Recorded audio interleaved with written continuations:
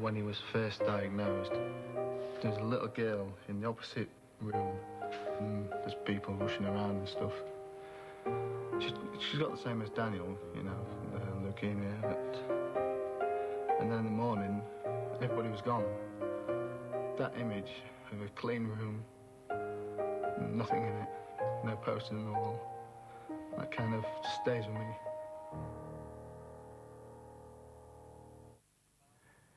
Now on BBC One, the latest news with Jill Dando.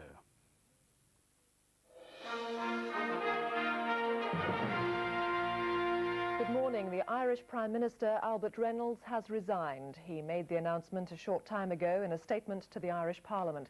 Labour must now decide whether it will stay in power under a new Fianna Fáil leader. Albert Reynolds swept into government buildings for the last time as Prime Minister, the final moments of his fragile government slipping away. Minutes later, in the Irish Parliament, he announced what had become inevitable since his Labour coalition partners left him. The main opposition Fine Gael party would have pushed Mr Reynolds if he hadn't jumped. Now all parties are readying themselves for a general election. As one major player in the Northern Ireland peace process resigned, another, Gerry Adams, the leader of Sinn Féin, flew into London for the first time since a banning order was lifted last month. Sinn Féin is absolutely committed to this process. We deal with whoever happens to be in power, and we think stability should be restored as quickly as possible. All parties want the process to work. This crisis means it will take that much longer. Well, our Ireland correspondent Dennis Murray joins me now from Dublin. Dennis, what exactly is going to happen now? Well, what happens now is that Mr Reynolds has to go and see the Irish President, Mary Robinson, formally hand in his resignation. But also significantly, he said he was not going to seek a dissolution of the Irish Parliament. Now, that, I presume, is to give time to A, elect a new Fianna Fáil leader, and B, to give him or her time to go and talk to the Labour Party to see if they can have a new coalition. And there's no certainty that the President will accept his resignation, is there? I think there is absolutely every certainty that she will accept his resignation. He clearly is going to lose the confidence of the Parliament in the vote tonight. It is also clear that he is going to lose the confidence of his party if he had not resigned in advance of it. I suspect she will acquiesce in his wishes, but whether or not Fianna Fáil and Labour can have a new coalition is another question altogether, because I think many people in the Labour Party feel most of the leading personalities in Fianna Fáil have been tainted by this affair, so I think a general election is probably the most likely outcome. So this is bad timing, particularly with regard to the Northern Ireland peace process. Where is that likely to be left? Well, Martin McGuinness of Sinn Féin was saying on the BBC this morning that he felt that these were serious matters being discussed in Dublin and that Sinn Féin could do business with whoever took over, but I think privately Republicans are still very worried about it. It's something the peace process could have done without, but either it's a real and strong peace process or it's not. It should not hang or fall on one politician. Dennis, thank you very much indeed. Other news, British Gas is to raise prices for domestic consumers by 2.9% from January the 1st. That's equivalent to 19 pence a week on the average bill. Customers who pay by direct debit will be offered discounts. The actress Doris Speed, who played the Rover's Return landlady Annie Walker in Coronation Street, has died. She was 95. She first joined the series when it went on air in December 1960. Her role was written out of the programme in 1984 because of her ill health. And that's all. There's more news in an hour.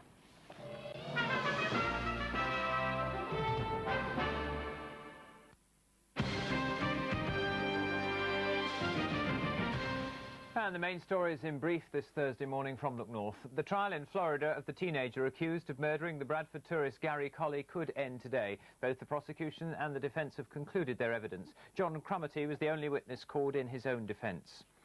Police investigating the disappearance of the Calderdale schoolgirl Lindsay Reimer have traced a stolen car seen in Hebden Bridge around the time that she went missing. The red Honda Civic was found abandoned in Sheffield. Lindsay hasn't been seen for more than a week since going to a shop near her home.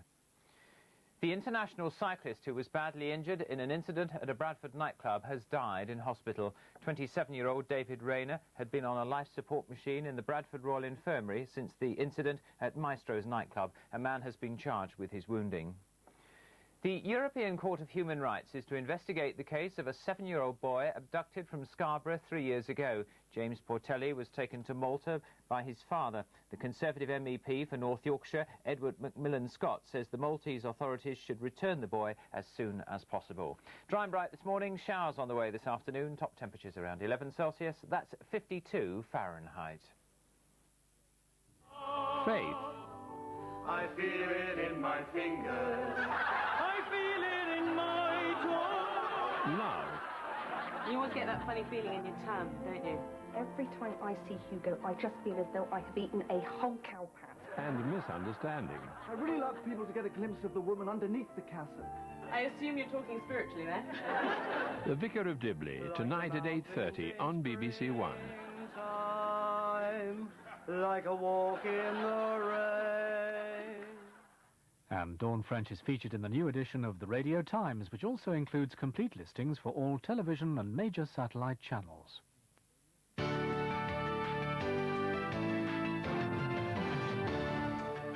Hello again. Hello again. We're going to catch up with the weather forecast now and say good morning to Helen Young. Hello, Helen. Hello there, Nick. Hi, we're talking about fakes and counterfeits. Are you the real thing? Can I just check? No, I'm just an illusion. I'll walk off. Now, look, can you help Norman and Barbara from Stoke-on-Trent? They say we're flying out for a holiday in the Gambia on Friday. Can you give us any idea what to expect from the weather? We'll be going to Kiloli, where we'll be celebrating our 34th wedding anniversary. So congratulations to Norman and Barbara. Anyway, yes, what can you tell them, Helen? Yes, congratulations. Well, the clouds may be gathering back at home, but they're not in the Gambia. In fact, it's almost a good time of year to be going. If you can bear the heat, it does get very hot indeed, around 32 degrees there, dropping back down to around 18 overnight, though. It's not particularly humid, maybe first thing in the morning, but it drops off significantly, and that's because it's so dry. Just take a look at this. In August, if you've gone, 500 millimetres of rain there, but by November, down to 18 millimetres, so it really is fairly dry. Now, having said that, the satellite picture here shows a fair amount of cloud during the early hours of Thursday morning, but that's just cloud, not rain. The rain is much further to the south, as you can see there, so for the Gambia to the north, staying dry during the next couple of days and very warm. Now, back home, as I said, the cloud is gathering. You can see it there showing up on the satellite picture. It's been giving a fair amount of rain across Northern Ireland, but much of it's now moved across the Irish Sea and into southwest Scotland, northwest England, showing up there between Glasgow and Carlisle. There is a little bit further to the south than that, and there's some showing up there through Girvan, Portapatrick. Now, during the afternoon, that's where the wet weather's going to be. Further to the north, there will be showers, some of them rather heavy, perhaps even thundery. But down in the south, staying fairly dry for the time being, although clouding up. And then that rain getting down to the southeast by this evening. In fact, the only places to stay dry then will be the far southwest, perhaps the southwest of Wales as well. Now, it's still a very mild day, temperatures well above average for the time of year, although having said that, in the breeze, it will feel a good deal colder than that. Now, taking a look at tonight's chart, this isn't the wrong chart, it is right. We've got very mild air coming in overnight tonight, so the whole of the British Isles staying mild. That's because we've got rain, cloud, mist, moving its way across, getting right across to the southeast by this evening, by dawn, and then staying wet during Friday. So quite a wet day Friday with some mist, low cloud. Doesn't really get away on Saturday. We're going to have gale force winds in the far southwest, turning brighter though by the end of the weekend. And that's it. Helen, thank you very much. Now, there's still a lot to come on today's show. Let's have a look. Well, in a minute, Roger Cook joins us to talk about his new series, which starts tonight. Ainsley will be busy in the kitchen, cooking up a dinner in minutes. That's at 11:25. And King, well, Queen of the Wines, Alice King, will be sparkling through the bubbly. That's at 11:50. And our phone-in today is on the subject of lies and lying. Psychologist Eric Sigman will be here to give his advice at 11:35. Meanwhile, Eric has been taking calls in our hotline room. Eric, how's it going? Lots of people lying to you. Well, I mean, it's become quite clear that Britain is a nation of liars. I almost feel like a priest doing a confessional. I mean, some of the lies are actually rather entertaining and others aren't. There's one mother who's come up with a rather clever one. She says that her 2 children have been told for the last 5 years that if they wee in the swimming pool, the water is going to turn purple and everyone else is going to know. This has been going on for 5 years now. There's Elaine Walsh who says that telling lies is not a joking matter because it involves other people, and so you don't lie in isolation. You always lie with a network of people who help you. Of course, it goes without saying that Eric's made up all those calls. You'll be with us later, won't you, Eric? I will indeed. Okay. Plenty of lies. For the time being, thanks very much indeed. And now to a man who's very good at sifting out liars. Yes, Roger Cook. He's the man you automatically think of as the doyen of investigative journalists. For over 20 years, he's exposed villains, racketeers and con merchants. Many of whom have ended up in jail because of his research. He's regularly risked life and limb in the pursuit of truth, as we can see here when confronting a dealer of fake antiques. My name's Roger Cook from BBC Television. There are a lot of very important questions to ask. We have a record of you actually saying that you passed off a Mesotami monkey group for £700 at auction. We have a tape recording of it. Would you like to see the transcript of the tape recording?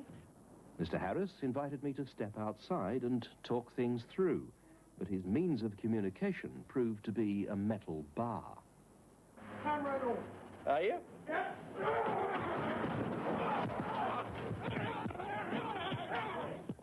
Always one to make friends.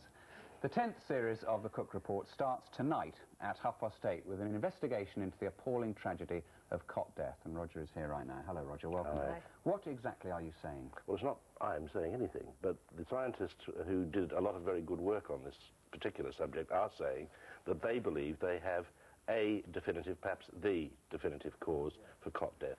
There are lots of other things which have been labelled under cot death syndrome. Any mysterious death at one stage was labelled. But this is a theory that says it's not a new theory, but we've actually tested it in a way the government failed to. It's a theory that gases are generated from the fire retardant materials in mattresses by fungal action, that this gas passes to the baby. The gas works rather like a nerve gas, shuts down breathing, shuts down the heart, and the baby dies in a mysterious way. And we've actually followed the chain from the chemical in the mattress through the gas and into tissue samples from post-mortems of cot death Now, babies. the government said, because this theory has been around for a while, It has. the government said that 3 years ago they launched a proper, independent, scientific study into this theory and dismissed it. They said there was no link between any toxin in any fire retardant on any mattress and sudden infant death syndrome. So was their investigation thorough, and what have you done that they didn't? Well, they're criticising us for not being thorough and not being fully scientific. We don't pretend to be. It's not exhaustive what we've done, but it is a clue or a direction that can't be ignored. What they did was look for gases being generated from the mattress. Failed to do so, the man whose theory it was, Barry Richardson, says because their methodology was poor, and then dismissed the whole thing. They did not look at tissue samples from victims. So it was very inconclusive, and yet they used that to dismiss the Richardson theory, the one we think is true or has a lot of merit and should be taken a lot further, dismissed it out of hand as scaremongering. And you have been able to get hold of the tissues from dead babies, Yes. babies who've died of sudden infant death syndrome. And what have you found from those tissues? In those tissues is an alarmingly high level of antimony. Now, nobody really knows what the toxic level is, but this is, as I said, something that can generate what amounts to a nerve gas. And I would reckon the safe level for a baby's environment is 0. In other words, don't put it in the mattresses. And we were getting levels out of, or the scientists were getting levels out of these tissues which amounted to several times, 5, 10 times, a lifetime exposure for an adult. And this investigation this week has included the mattress on which Anne's own son, Sebastian, died. It did, yes. And tissue from Sebastian as well. And there were alarmingly high levels in that. I mean, it was sad to have to tell you, but, I mean, Sebastian's level in tissue was the 4th highest out of our sample run. But no one can categorically say this is the cause of cot death, surely? We're not categorically saying. We think it is a definitive cause, perhaps the major definitive cause on the basis of the scientific evidence. But if you were going to do a completely double-blind, peer-assessed trial, you'd have to poison some babies to do it. Nobody's ever going to do that. Well, I would reckon. Mothers are panicking, are going to be panicking all over Britain right now about I know. this. And we were told by a suggestion was made this morning by the Chief Medical Officer for Health, Kenneth Kalman, that we were being irresponsible and withholding information. He was being ingenuous. We actually sent him all our information. He said he'd written us a letter and we hadn't replied. We got the letter yesterday. Did you find this antimony, this dangerous chemical, which is a bit like arsenic, I gather, did you find it in all of the tissues of the babies you tested? Most of them, yes. The majority? The majority, yes. In the control samples, we found antimony above a minuscule level in only one. But that could be, these were babies who died from known other causes. It could be the baby had been on such a mattress, but eventually died of something different. Well, we've got a clip from tonight's Cook Report, haven't we, on this subject. Let's have a quick look at the clip. I've kept it for 2 years because I can remember seeing him as he were before he died in that crib. I need to really see whether it were actually that mattress that did it.